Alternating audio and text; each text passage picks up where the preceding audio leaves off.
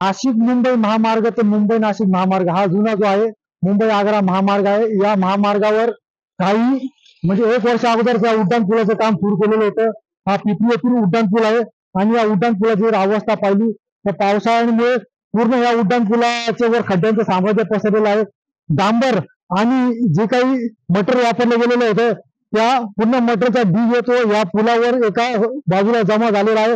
आणि तसं जर पाहिलं तर गोंदे फाटा ते वतीवाडीपर्यंत या रस्त्यांची पूर्ण प्रमाणात मोठ्या प्रमाणात चाळण झालेली आहे। गोटेंबा फाटा येथील उड्डाण पुलाचं काम जे संत गतीने सुरू आहे। तसंच मुंडेगाव माणिकखांब येथील जे पूल आहे त्याचंही काम संत गतीने सुरू आहे। अशा प्रकारे हे काम संत गतीने सुरू असल्यामुळे इथे मोठ्या प्रमाणात हे महामार्गावर खड्डे पडलेले आहेत आणि या पडलेल्या खड्ड्यांमुळे अनेकदा छोटे मोठे अपघात होत आहेत।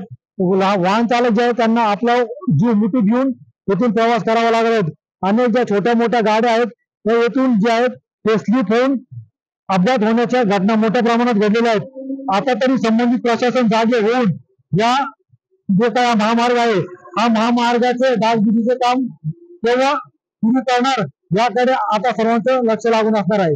शैलेश पुरोहित, TV9 मराठी, इगतपुरी।